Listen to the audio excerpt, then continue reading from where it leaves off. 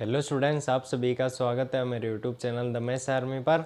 और आज के वीडियो में हम हमारी जो क्लास 8 मैथ्स है उसकी एक्सरसाइज 9.3 के कुछ क्वेश्चंस को सॉल्व करने वाले हैं। जैसे कि आपके सामने प्रश्नावली 9.3 का 5वां प्रश्न आप सभी के सामने है। हम देखेंगे कि इसमें क्या पूछा गया है कि एक ऐसे बेलन की ऊंचाई ज्ञात कीजिए जिसका आयतन हमें दे रखा है 1.54 मीटर की क्यूब और जिसके आधार का व्यास हमें दे रखा है 140 सेंटीमीटर है। ठीक है, हमें इसका क्या करना है, इसकी ये जो हमारे पास बेलन है इसकी हमें ऊंचाई ज्ञात करनी है। ठीक है, तो इसकी ऊंचाई हम कैसे ज्ञात करेंगे।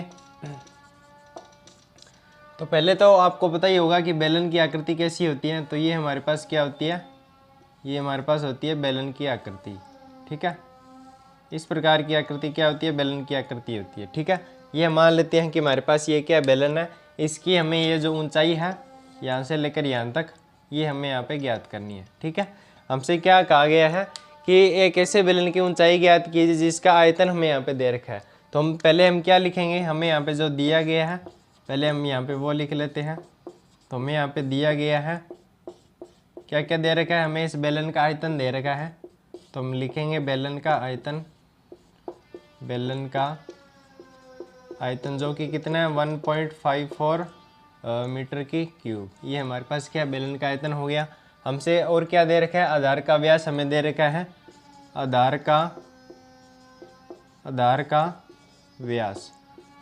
का व्यास हमें दे रखा है 140 सेंटीमीटर। ठीक है, आधार का व्यास का क्या मतलब है, तो जैसे कि ये इसका क्या बेस है, आधार है, तो इसका हमें यहाँ पे क्या दे रखा है, व्यास दे रखा है। जैसे कि यहाँ से लेकर यहाँ तक की दूरी हमें दे रखी है 140 सेंटीमीटर है। ठीक है, तो हमें क्या चाहिए, हमें इसकी क्या चाहिए, त्रिज्या चाहिए।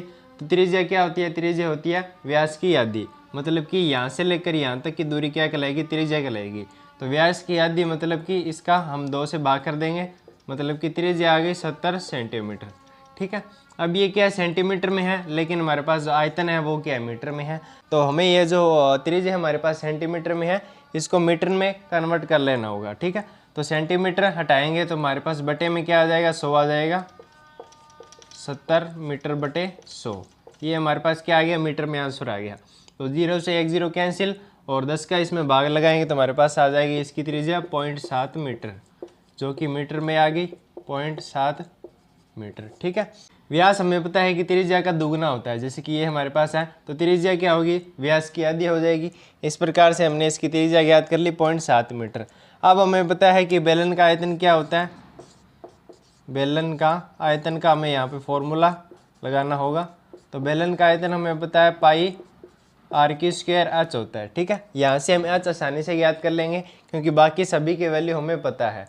ठीक है, बेलन का आयतन हमें दे रखा है 1.54 मीटर की क्यूब, इक्वल में पाई की वैल्यू 22/7 और मल्टीप्लाई में आर की स्क्वायर, आर हमारे पास है 0.7, मतलब कि 0.7 मीटर मल्टीप्लाई में 0.7 मीटर। इसकी हमने यहाँ पे स्क्वायर कर दी, मल्टीप्लाई में हमारे पास क्या एच है जो कि हमें यहाँ पे ज्ञात करना है। ठीक है, अब इस एच को एक साइड कर लेते हैं क्योंकि इसे हमें ज्ञात करना है और बाकी सभी को हम गुणा कर देंगे। ठीक है, तो एच हमारे पास एक साइड में है ही, ये 7 इसके इधर गुणा में चला जाएगा। ठीक है, तो हमारे पास आ जाएगा 1.54 मीटर की क्यूब मल्टीप्लाई में 7 और ये सभी 22.7 और 0.7 इसके डिवाइड में आ जाएगा, 22 मल्टीप्लाई में 0.7 मल्टीप्लाई में 0.7। ठीक है, और मीटर मल्टीप्लाई में मीटर यहाँ पे आ जाएगा, मीटर की स्क्वायर आ जाएगा। ठीक है, मल्टीप्लाई में अब देखते हैं कि क्या क्या यहाँ पे कट रहा है और क्या क्या नहीं कट रहा है। ठीक है, तो पॉइंट हटाएंगे तो नीचे क्या आ जाएगा, 100 आ जाएगा। ठीक है, यहाँ से ये 2 पॉइंट हटाएंगे तो ऊपर भी क्या चला जाएगा, 100 चला जाएगा। ये भी मैंने यहाँ पे पॉइंट हटा दिए। ठीक है, ये 7 से ये 7 यहाँ पे कैंसिल। ठीक है, मीटर स्क्वायर से मीटर की हमारे पास स्क्वायर कैंसिल हो जाएगी तो 1 मीटर बच जाएगा। ठीक है, और क्या कैंसिल हो रहा है, तो 100 से 100 यहाँ पे कैंसिल हो जाएंगे। ठीक है, 22 आते 154 और 154 का 154 में भाग देंगे तो एक आंसर आ जाएगा, मतलब कि इसकी ऊंचाई कितनी आ गई, इसकी ऊंचाई हमने निकाली 1 मीटर। बिल्कुल ये आसान सा हमारे पास यहाँ पे सवाल था। मैं आपके सामने रिपीट करता हूँ कि हमने यहाँ पे किया क्या है, हमारे पास एक बेलन था जिसका हमें आयतन दे रखा था 1.54 मीटर की क्यूब। ठीक है, और हमें क्या दे रखा था, इसके आधार का व्यास दे रखा था। तो हमने यहाँ से इसकी त्रिज्या निकाल ली 0.7 मीटर।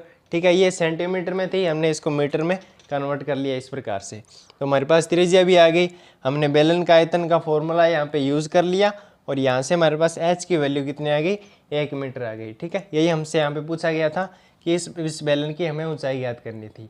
तो दोस्तों यहाँ पे ये सवाल हमारे पास कंप्लीट होता है। आई होप कि आपको ये अच्छे समझ में आ गया होगा। अब हम बढ़ते हैं नेक्स्ट सवाल की ओर।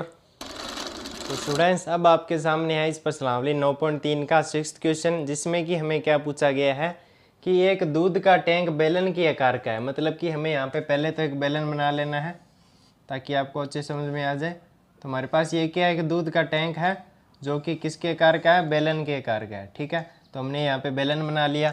हमसे क्या क्या आ गया है कि जिसकी त्रिज्या 1.5 मीटर, तो त्रिज्या यहाँ से लेकर यहाँ तक की दूरी तो होगी, वो हमें दे रखी है 1.5 मीटर। ठीक है, हमसे और क्या क्या आ गया, इसकी लंबाई 7 मीटर है, लंबाई हमें दे रखी है 7 मीटर, ये रही इसकी लंबाई। ठीक है, और हमसे क्या पूछा गया है कि इस टैंक में भरे जा सकने वाले दूध की मात्रा लीटर में ज्ञात कीजिए। हमसे ये पूछा गया है कि इस टैंक के अंदर कितना दूध हम भर सकते हैं, वो हमें क्या ज्ञात करना है, लीटर में ज्ञात करना है। तो मतलब कि हमें इसका एक तरह से आयतन यहाँ पे ज्ञात करना है। आयतन का मतलब कोई वस्तु हमारे पास कितना स्थान घेर रही है, कोई द्रव वस्तु हमारे पास कितना स्थान घेर रही है, वही तो हमारे पास क्या कहलाता है, आयतन कहलाता है। वही हमसे यहाँ पे पूछा गया है कि ये जो बेलनाकार दूध का जो टैंक है इसमें कितना दूध हम भर सकते हैं। ठीक है, तो मतलब कि हमें इसका क्या ज्ञात करना पड़ेगा, आयतन ज्ञात करना पड़ेगा। ठीक है, तो हम इसका आयतन ज्ञात करते हैं। तो हमें यहाँ पे पहले तो हम क्या करेंगे, जो दिया गया है वो पहले हम यहाँ पे लिख लेते हैं। तो हमें यहाँ पे क्या क्या दे रखा है, पहले तो आप वो देखिए। हमें दिया गया है बेलन की त्रिज्या, हमें दिया गया है बेलन की त्रिज्या हमें यहाँ पे दे रखी है जो कि कितनी है, 1.5। ठीक है, 1.5 हमें त्रिज्या दी गई है। इसकी लंबाई हमें दे रखी है, लंबाई या फिर आप क्या कह सकते हैं, यही क्या है, इसकी ऊंचाई है। ठीक है, ये इसकी क्या है, ऊंचाई है, ये क्या हो जाएगी, ऊंचाई हो जाएगी। ठीक है, क्योंकि अगर आपको ये जो बेलनाकार हमारे पास जो दूध का टैंक है इसे आप इस प्रकार से रोटेट कर देंगे तो ये जो इसकी ऊंचाई है इसे हम क्या कह देंगे, लंबाई कह देंगे। मतलब कि एक ही बात है जो कि हमें दे रखी है, 7 मीटर दे रखी है।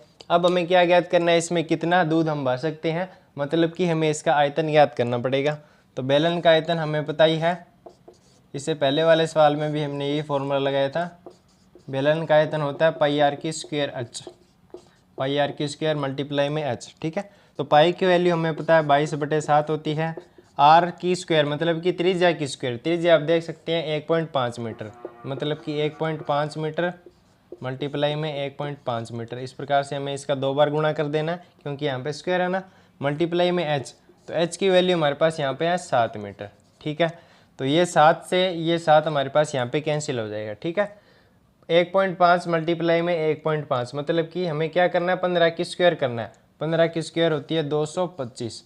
यहाँ पे एक संख्या के बाद पॉइंट है, यहाँ पे एक संख्या के बाद पॉइंट है, मतलब कि यहाँ पे 2 संख्या के बाद आना चाहिए पॉइंट। ठीक है, और मीटर मीटर मीटर मतलब कि मीटर की क्यूब यहाँ पे आ जाएगी। ठीक है, मल्टीप्लाई में हमारे पास क्या है, 22 है।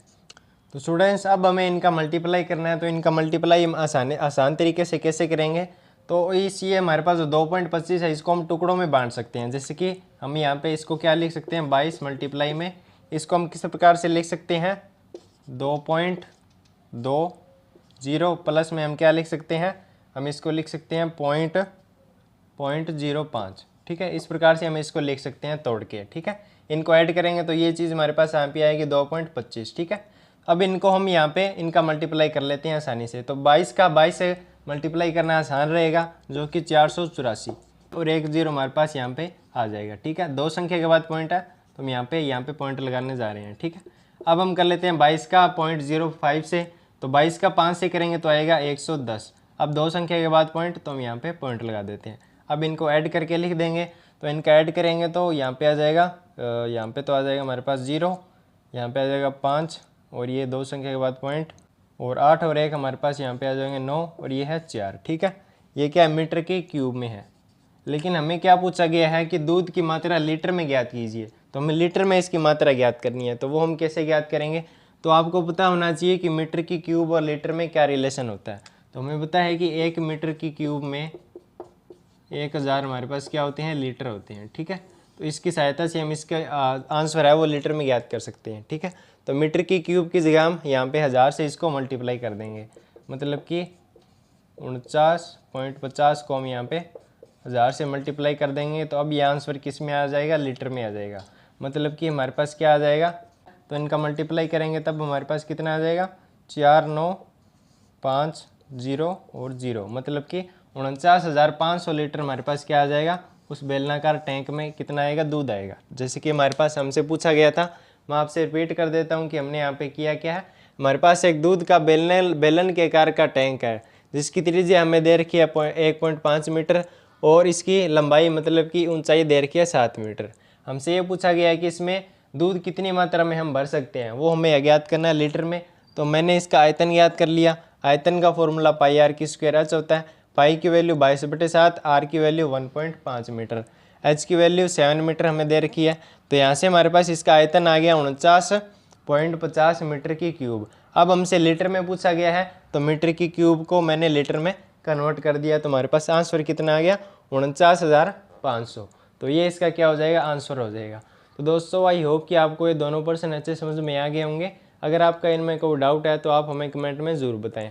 आगे की वीडियो में हम इसके बाकी के प्रश्नों को सॉल्व करने वाले हैं, तो आप इस चैनल के साथ ज़रूर से जुड़े रहिए और इस वीडियो को अपने दोस्तों के साथ ज़्यादा से ज़्यादा शेयर कीजिए। अगर आप चैनल पर पहली बार आए हैं, चैनल को सब्सक्राइब जरूर कर लीजिए, क्योंकि हम आपके लिए आगे भी ऐसी सॉल्यूशंस वीडियो और बेसिक मैथ्स से रिलेटेड वीडियो लाते रहते हैं। तो दोस्तों आज की वीडियो में बस इतने ही, मिलते हैं किसी नई नेक्स्ट वीडियो में, तब तक के लिए बाय बाय।